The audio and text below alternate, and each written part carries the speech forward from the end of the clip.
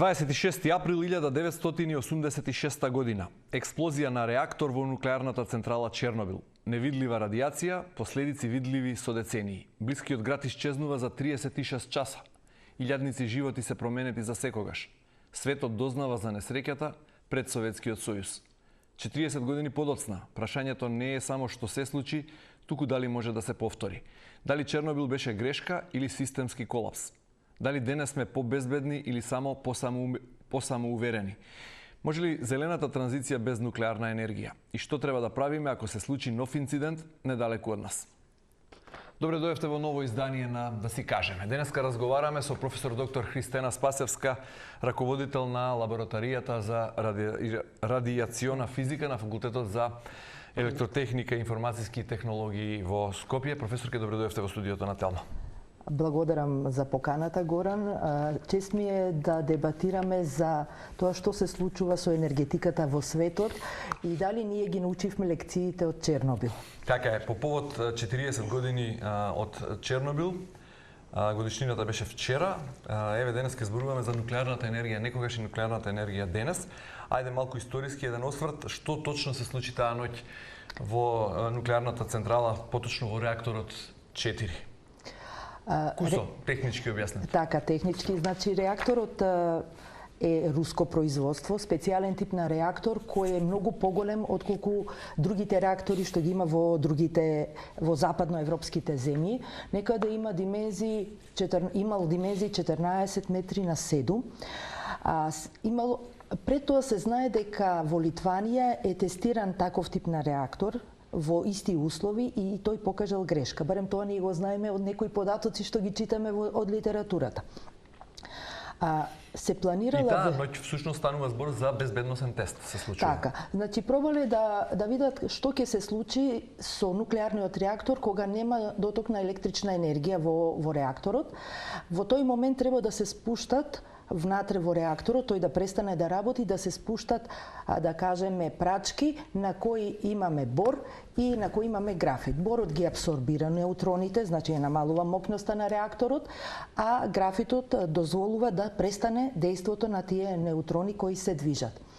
За жал, поради самиот концепт на реакторот, неговата големина, кога почнале да се спуштаат тие атенуатори, да кажеме, или јаглеродни борски прачки, на горната површина од реакторот почнало да се намалува дејството на неутроните и да се гасне реакторот. Но она што се случило доле, поради борот, настанала голема топлинска реакција и експлозија на дното од реакторот. Дали станува збор за експлозија како атомска бомба денес да удри или за нешто друго? Некаде сум прочитал дека реакторот бил погрешно дизајниран. Некаде, според една теза пак, дека станува збор за човечка грешка и тоа човечка грешка од страв дека тестот морал да заврши успешно и дека при тоа се прекршувале безбедносните протоколи. Има разни верзии, и во серии сме гледали разни сценарија, што е најблиску до вистината. Знаете, слушаме, не сме биле таму, слушаме различни толкувања. Треба да имаме предвид дека тоа е 86-та година кога тогаш е Советскиот сојуз и уште нели е и комунистичката партија е на власт и сосема други начини на известување постои. Јас мислам дека тоа е склоп на околности. Факт е дека реакторот е сосема другачие дизајниран од постоечките сегашните реактори. Факт е дека се правело вежба. Дали настанало експлозија, значи точно, температурата се зголемила на дното на реакторот некаде до 40.000 степени Целзиусови. Тој, значи, експлозијата го пробила дното на реакторот и горивото протекло 2 нивоа надоле. И најголемиот проблем, знаете што настанало тогаш?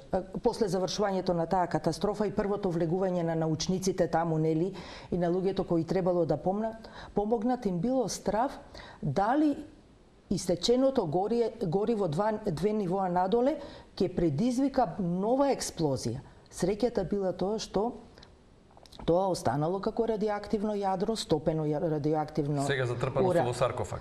Да. Заштитено, така? Да.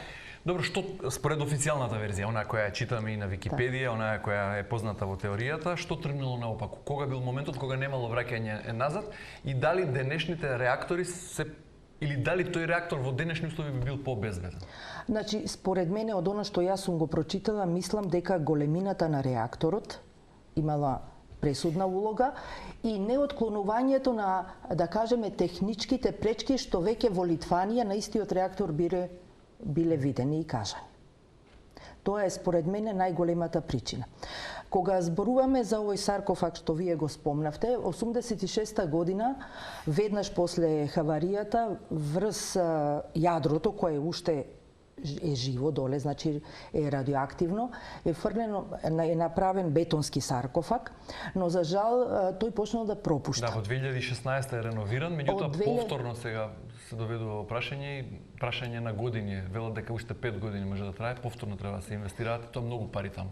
Значи 2010 до 2016 година 40 земји, значи тоа е огромен меѓународен проект, тогаш се одвивал во Украина. Го правеле тој движечки, монтирачки саркофаг, кој чини некаде околу 2 милиарди евра, и тоа е најголемата движечка конструкција на планетата Земја. Значи од два дела се споиле во еден за да го покријат тој претходниот саркофаг што бил направен од бетон. Секако во право сте, значи сега следи нова ревитализација на тој саркофаг, особено што знаеме дека тој дел од Украина сега подлежи на нова криза, на воена криза. Зошто таа ноќ инженерите што работеле таму, луѓето кои работеле во атомската централа, не се обиделе нешто да спречат? Дали не знаеле доволно? Имало кој бил човекот што требало, морал или можел да каже стоп? Нешто не функционира како што треба. И можело ли да се спречи таа несреќа? Значи вака, мораме да знаеме еве за публиката дека секоја нуклеарна електрана работи по многу строги прописи со строго обучен персонал. За да изградите една нуклеарна електрана од идеја до работа, ви е потребно 10 до 15 години. Значи, јас не верувам дека причина за хаваријата била само човечкиот фактор. И дека тие луѓе во тој момент, што биле минути и часови, можеле да донесат одлука една или друга која ќе биде правилна. Значи според вас повеќе станува збор за грешка на системот отколку човечка грешка? Едно и друго, но мислам дека сепак системот е тука причина. Бидејќи знаеме, како што рековте, градот Припјат, кој е на 3 километри од Чернобил, бил изграден во 1970 година. И тоа така, наменски изграден град, доселени луѓе кои требало да работат, да ја обслужуваат нуклеарната централа во Чернобил. Добро, што е всушност радиација и зошто е таа толку опасна сега? Значи сега зборуваме за последиците. Несреќата се случува што се случува. За време на несреќата животот го губат околу 50-тина луѓе. Но последиците се многу пострашни. Што е радиација? Најкусо објаснете. Кратко околу тоа за градот Пријат. Значи, вообичаено е до нуклеарни електрани да се градат специјални градови каде што работат луѓето кои работат во електраната. Тоа е вообичаено секаде во светот, затоа што и електраните не се прават во центарот на градовите. Што е радиација? Јас пак ќе се повикам на она што ние консумиравме од доза, од радиација за време на катастрофата во Чернобил. Од 86-та година натаму се прават доста анализи, значи населението во Европа, вклучително и Македонија, населението во Македонија прими доза која е дупло поголема од она што секој човек ја прима од природата. Значи некаде природата е Во колкав период се прими таа доза луѓето во Македонија? Значи некаде 2,5 милисиверти е годишната доза што ние ја примаме од радиоактивните материјали на годишно ниво? На годишно ниво. А ние за од самата експлозија што настана и хаварија во Чернобил примивме уште 2 пати повеќе колку што е таа годишна доза. Во текот на мај таа година? Значи тогаш кога беше хаваријата. Бидејќи слушавме, гледавме, читавме дека таа ружа на ветрови, како се нарекува, прво ветрот дувнал кон северозапад и први биле изложени жителите на скандинавските земји. Всушност и во Шведска прва алармира во Европа дека се случило нешто во Советскиот сојуз и дека над континентот има зголемено ниво на радиација. Па потоа стигнуваат предупредувањата од Брисел да не се конзумираат млечни и зеленоградинарски производи од Советскиот сојуз. Потоа дува ветрот на југ, кон Балканот, на југо-запад, а потоа дури на сите страни. Вака, тоа е чудна атмосферска ситуација што се случува веднаш после експлозијата во Чернобил и прво ја детектира точно во скандинавските земји, затоа што и реално Европа е натаму отворена, низинска. Нас не бранат Карпатите и не бранат Родопите во Бугарија. Дури се помислило на почеток дека хаварија има во нуклеарна електрана во Англија. Сепак, средната доза што ја имаат примерно надвор од овој, да кажеме, круг каде што е Чернобил, најмногу страдале Белорусија и Русија.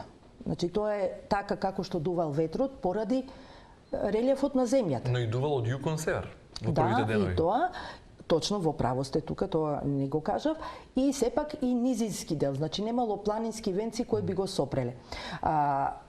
Сепак се проценува дека дозата што сме ја примиле, значи од незнаење, е некаде, како што кажав, 2 пати поголема. Например, само да кажам дека кога се снимаме компјутерска томографија, дозата што ја примаме е некаде 4 до 5 пати поголема од таа што е годишната доза.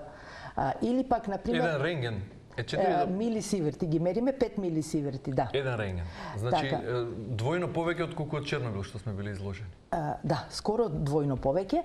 Исто така авијатачарите, например, примаат поголема доза, некаде 4 до 5 пати. Поради тоа што се често на пат горе? Заради космичкото зрачење, а астронаутите можат да примат и 20 до 30 пати поголема доза. Добро, знаеме дека луѓето околу Чернобил не биле свесни што се случува, дури на 1 мај 5 дена по несреќата, морале да ја одржат таа традиционална првомајска парада и во Киев, бидејќи тогашниот шеф на Комунистичката партија Горбачов и претседател на Советскиот сојуз не му кревал на слушалка, не се одзивал на неговите повици за да се одложи парадата, велел вие таму многу паничите. Луѓето не биле свесни. Која е дозата на радиација што треба да биде смртоносна, што може да биде смртоносна, бидејќи веќе споредивте. Ние во Македонија сме примиле 2 пати поголема од колку што годишно примаме вообичаено, еден рентген е 4 до 5 пати повеќе од годишното изложено на радиации. Која е смртоносна доза? Знаете, најопасното нешто кај нуклеарната радиација, кај ионизирачкото зрачење, што не можете да го видите. Значи, првата количина ја примате и вие не сте свесни за тоа, не само како човек и околината. Тука има 2 ефекти. Прво, затоа што радиоактивен материјал, најчесто јод, цезиум, е паднат да кажеме заедно со честички од експлозијата, е паднат на околината во земјата. Например, знаеме дека почвата околу Чернобил може би и 200.000 години, што е огромна бројка, нема да може да се користи. Тоа е првиот ефект. И големата доза може да предизвика изгореници, уништување на тироидната жлезда, тоа го знаеме, нели?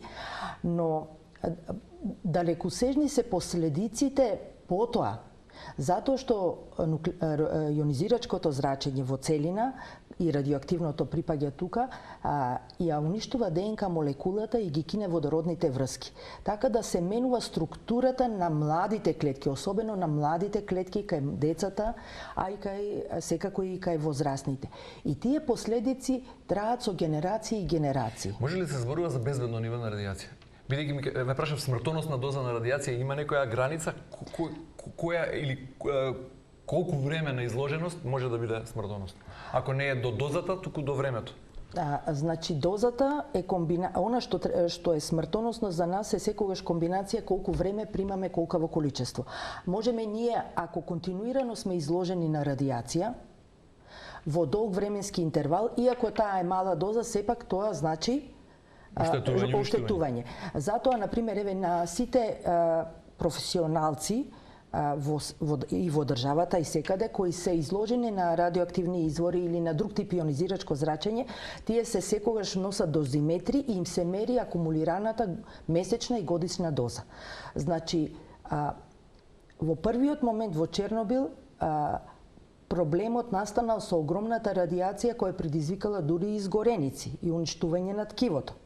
Не само од радиоактивниот материјал, туку и од експлозијата, затоа што 40.000 степени било таму температура. Да, но и денес гледаме сведоци кои се уште живи, а за време на несреќата биле таму или во непосредна близина, и гледаме, слушаме за случаи кои за тешки болести за луѓе кои живееле во опкружувањето или стотици километри од таму, па починале како последица на тешки болести поради тоа што биле озрачени. Што одлучува тука? Што е пресудно? Како некој што бил озрачен директно и непосредно таму е жив и денес, а некои имале тешки последици, а биле озрачени подоцна? Тоа се, да кажеме, ретки случаеви, ова вие што го кажувате. Генерално се живите сведоци? Да, живите сведоци, а и оние што биле подалеку што се нели сега покажуваат болести. Најчесто страда тироидната жлезда, тоа знаеме. Се раѓаат деца со малформации и така натаму, тоа е значи проблемот, најголемиот проблем. Но факт е дека најголемиот број жртви и оние кои биле најзасегнати се оние кои дошле подоцна, односно последиците од долгогодишното зрачење од Чернобил, а не оние кои биле таму. Колку всушност луѓе, може според официјалните бројки се пресметува дека околу 300 до 350 луѓе се индиректни жртви од нуклеарната несреќа во Чернобил. Замислете кога се слушнало во Украина, во Русија, дека има таква хаварија на толку голем блок. Некаде бројките покажуваат дека 600.000 луѓе биле вклучени во целиот како ликвидатори, како чистачи, чистаци на овој процес. Значи, верувам дека дел од нив и не биле добро опремени. Дел од нив и влегувале сами за да го изгаснат јадрото, да помогнат да нели да се затвори јадрото и да не се случи тоа што кажав јас, втора нуклеарна експлозија таму. Не можеме од оваа перспектива сега да кажеме како се чувствувале луѓето на самото место таму. Да, меѓутоа науката е екзактна работа. Затоа прашувам ние, можеби од она што го читаме сега како историски факти, од она што го гледаме од поп културата, од документарците, од сериите, па се плетат и разни приказни и митови, можеби. Колку мислите дека се претера со приказната, а што според науката е факт? Вака сме гледале многу, вие кажувате дека сме гледале навистина многу филмови, има многу трудови. Дури се зборува и за еден after effect што се јавува од консумираната радиоактивна храна неколку години, негде 88-89 година и такви научни податоци. Да, тоа е прашањето. Што е научно докажано како негативна последица од зрачењето од Чернобил? Значи дека има последици големи. Тука има екзактни бројки или тука се спорни бројки? Значи, секој, знаете, науката не е секогаш екзактна. Објавувате труд, давате податоци. Колегата објавува друг труд и секогаш ви дава се оспорува нешто претходно. Или се оспорува, или се надградува. дополнува. Фактот она што го читаме во јавноста е дека над 2000 луѓе директно се погодени од самата радиација, таму од Чернобил, а ефектите се многу подалекосежни и мислам дека околу 200.000 луѓе се иселени, сите тие биле подложни на таа радиација. Голем број жители на Припјат, а вкупно имал градот 50.000. Да. Ноќта кога бил пожарот излегле на своите балкони да го гледаат пожарот, так. Несвесни што се случува. Так. Колку од тие 50.000 луѓе преживеале или имале последици сериозни по здравјето или биле директно изложени на радиација? Бидејќи биле на 3,5 км воздушна линија од... Ако збориме од научен аспект, знаеме дека тие биле подложни на радиација и најверојатно имаат последици. Ако не директно тие, нивните генерации, значи нивните породи што ги имаат. А ако зборуваме од она што се случува, реално во тогашниот Советски сојуз нема релевантни податоци колку биле тие луѓе што директно биле настрадани од ова. Но јас би сакала нешто друго веќе во таа компарација, бидејќи го зборуваме ова. Например, во несреќата на хемиската фабрика за вештачко ѓубре во Индија има загинато, во првиот ден има загинато повеќе од 200.000 луѓе. Браната во Кина што пукна има над 100.000 луѓе загинато. Годишно, според Светската здравствена организација, умираат 7 милиони луѓе од загадување на воздухот. кога ги зборуваме овие податоци сега за Чернобил, па можеме и за Фукушима и неколку други мали инциденти што имало порано на нуклеарни електрани, треба да мислиме дека статистички колку нуклеарната енергетика е опасна и колку во светски размери, во овој тој долг период од кога постои нуклеарната енергетика, се случиле инциденти и колку луѓе загинале од тоа. Добре, спомнавте Фукушима, уште еден сериозен нуклеарен инцидент предизвикан од земјотрес и цунами во Јапонија во 2011 година. Зошто Фукушима не беше Чернобил? Затоа што Зошто немаше толку штетни последици како што тоа се случи во Затоа што беше различен тип на хаварија. Значи, овде имаше експлозија каде што радиоактивен материјал се расеја насекаде, зборуваме за Чернобил.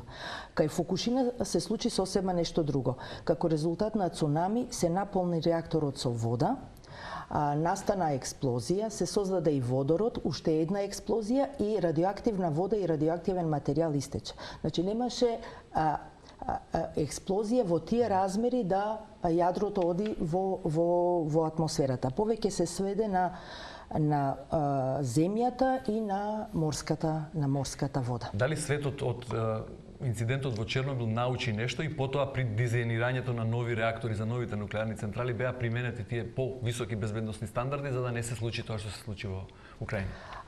Значи, ако Чернобил е, да кажеме, грешка на реакторот и човечка грешка, нели така го квалификуваме. А Фукушима е грешка на природата, ајде да кажем, нели природна катастрофа. Прво што треба да правиме е да не се градат нуклеарни електрани таму каде што имаме трусни подречја, каде што имаме шанси да се случат било какви временски непогоди.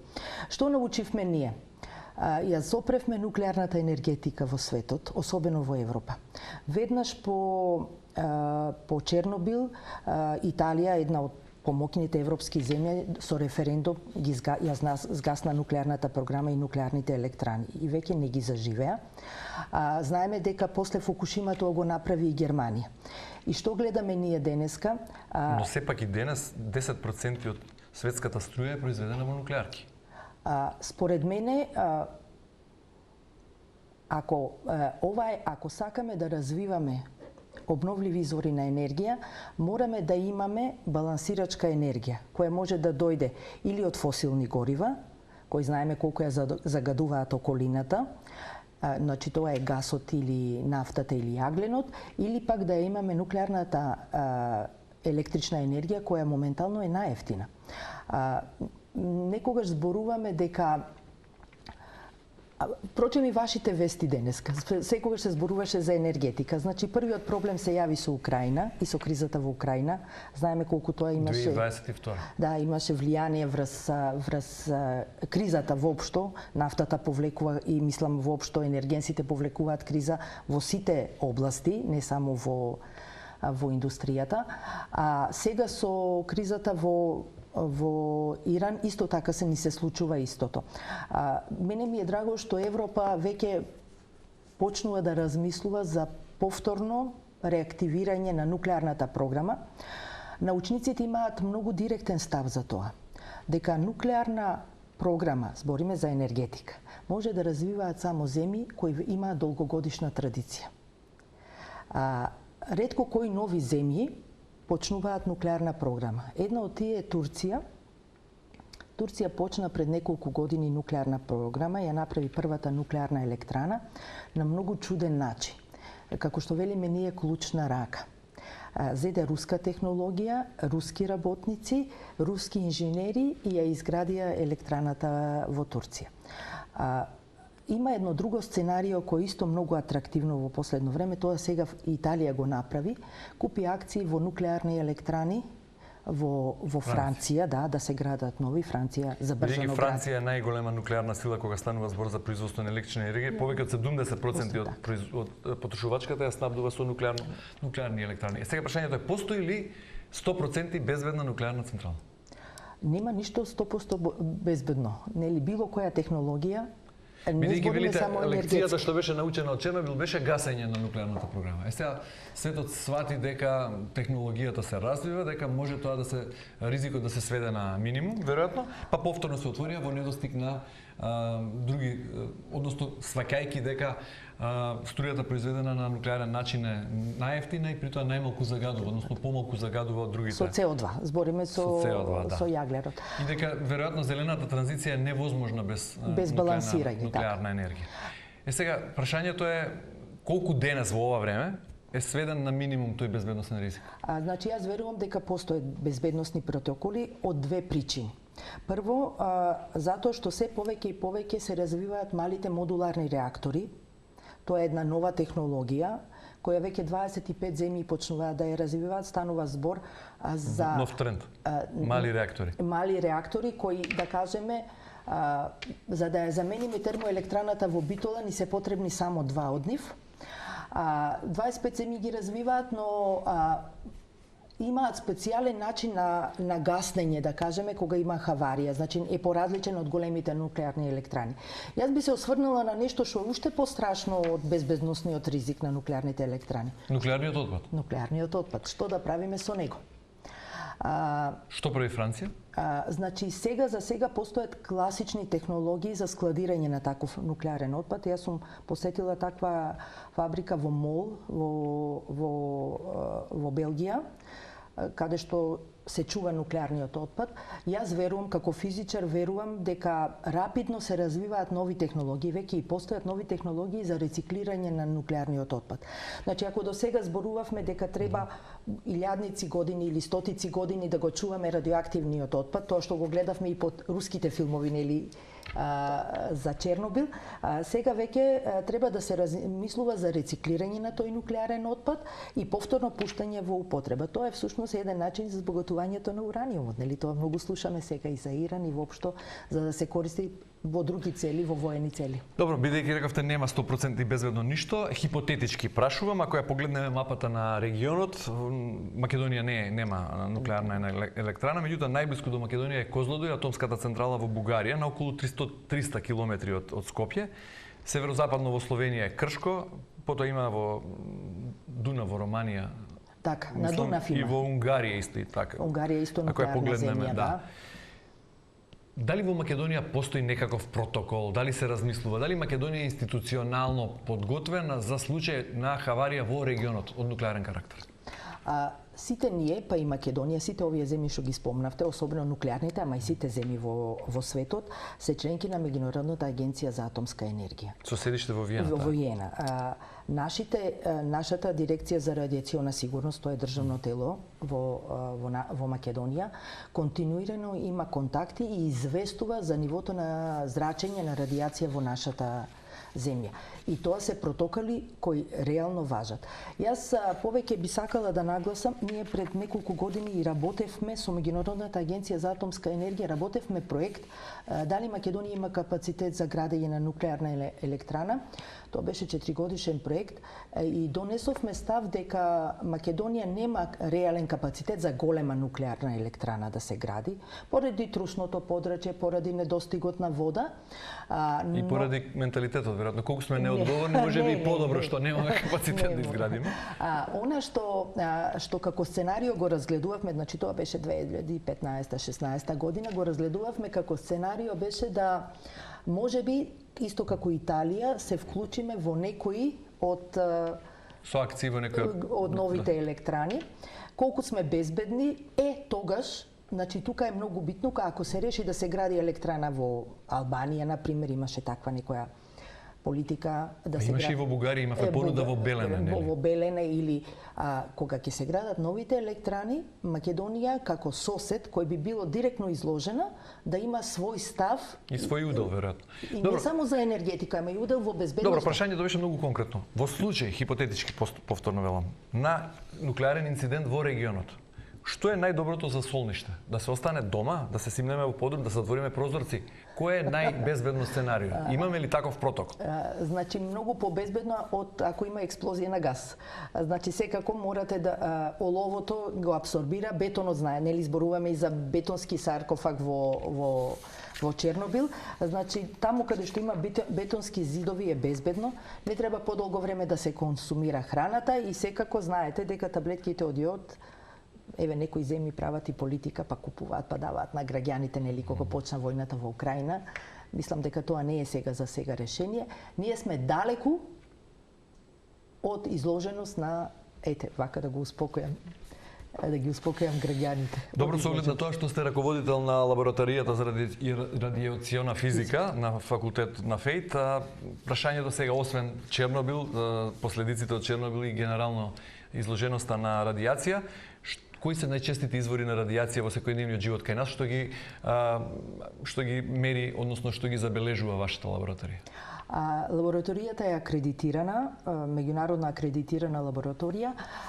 Ние моментално детектираме храна третирана со ионизирачко зрачење, значи што било и тоа индустријски, при индустријски процеси, и она што го кои Што се случува кога ќе детектирате таква храна? Значи таа храна е безбедна за јадење, само била стерилизирана со помош на ионизирачко зрачење, значи ладна стерилизација е направено. Но она на што сме многу горди е што моментално некаде околу 500 медицински лица од Македонија, од 5 медицински установи, кај нас го вршат мониторингот на дозата што ја примаат во текот на секој... На собствената изложеност во текот на работата? Да, во текот на работата, тоа е по закон.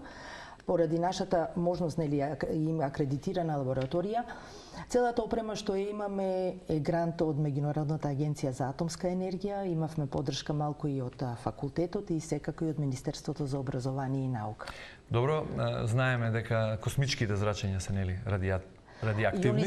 Ионизирачко, така. И за радонот, како елемент во почвата, може да биде, нели, радиоактивен.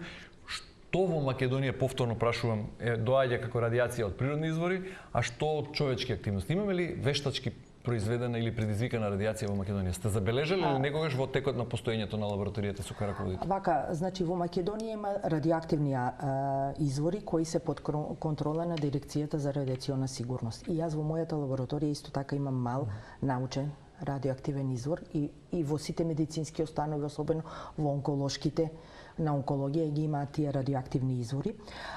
Природната радиоактивност ја има во природата. Дури некогаш е и 10 пати поголема од она што е вообичаена. Исто радонот е тука, особено во просториите кои се под земјата се јавува радон. Според мене сето тоа што е природна радиоактивност, генетски генерациите што живеат од луѓе и животни и растенија што живеат на таа почва, тие се прилагодуваат и таа не е штетна за човекот. Проблемот се јавува кога ќе имаме инциденти, кога имаме надворешна радиација. Можете конкретен пример да посочите? Во Македонија не се има случајно после Чернобил таква надворешна радиација да дојде. Инаку сено она што е ионизирачко зрачење, тука спаѓа и рентгенското зрачење, нели, за брзаните протони и така натаму и неутрони. Сето тоа е по процедура се применуваат и во индустријата и во болниците. Кои од медицинските третмани, го спомнавте рентгенот како зголемено, кои други медицински третмани, прегледи или снимки исто така имаат зголемен обем на... Вака, значи постојат два типа на процеси. Имаме ионизирачко зрачење кое се користи за дијагностика, значи тука е рентген машините се, тука е мамографијата и секако тука е компјутерската томографија. Но имаме и еден дел каде што се користат многу поголеми дози, тоа се онколошките третмани. Постои едно правило на Меѓународната атомска агенција која го применуваме, да секој пациент проба да прими најмалку можна потребна доза за да не ги оштети органите што се, освен значи тоа место каде што се таргетира. Добро, спомнавте подрумски простории повеќе изложени на радон, во некои моменти можеби од космичкото зголемен број на ионизирачко зрачење. Дали може да стане збор географски дека во Македонија има одредени региони што се повеќе изложени односно со повисоко ниво на радиација од останатите? Јас ќе се земам за пример. Јас сум родена во Струмица. Уште од помлада кога одев да ја мерам тироидната жлезда, ми велеа: ти имаш малку зголемена тироидна жлезда, од каде си? Од Струмица. Од таму има статистички повеќе. Најверојатно тој заблуда е ова или? Не, значи најверојатно тој регион има поголемо количество на некое природно радиоактивно зрачење. Јас не би навлегувала, не би шпекулирала затоа што не сум ни измерила, ниту сум стручњак за тоа, но реално докторите знаат тоа да ми го кажат кога ќе одам да измерам мојата, иако функционира безпрекорно, значи кога ќе измерам димензиите на мојата тироидна жлезда. Инаку има региони со поголемо радиоактивно зрачење, дури некогаш и водите, нели, кога одиме на бањи, велиме оваа бања и подобра, има радиоактивни материјали внатре. Значи се тоа само треба да биде природно и да биде во рамки на тоа што е дозволената граница. Дали постојат инструменти за обичните граѓани во своите домови да можат да измерат радиација? Тоа нема потреба. Значи ние имаме Институтот за јавно здравје, по закон контролира се што влегува во Македонија и што се произведува во Македонија, дали има радиоактивни материјали внатре во самиот материјал, во самата вода, храна и така натаму. Добро, бидејќи рековте не постои 100% безбедност, меѓутоа генерално сите според и меѓународната агенција за атомска енергија во Виена рековте дека генерално е безбедно во услови на војна, еве колку е безбедно за оружје или која е потенцијалната најголема закана кога станува збор за нуклеарна хаварија според вас? Украина беше лош пример сега кога почна војната. Например, што се случи, има Дали е Запорожје се уште таа црна точка? Секако ако паѓаат бомби таму. Тоа е едно и друго, исто и Чернобил е проблем. Значи таму влезе руска војска со тенкови, ја раздвижи почвата, тоа е исто така и голем проблем. Што се случува таму и колку тие војници били изложени на тој радиоактивен материјал во таа забранета зона. Секаде каде што ќе има надворешна причина за хаварија е проблем. А реално тие несреќи не можеме и да ги предвидиме, нели? Ако некој решил да фрли бомба некаде. Професор Спасовска, ви благодарам многу за гостувањето во денешното издание, да се кажа. Благодарам и на вас. Почитувани, тука е крајот на ова издание. Ви благодарам за вниманието. Останете на Телма, имајте убав ден и довидување утре во истиот термин.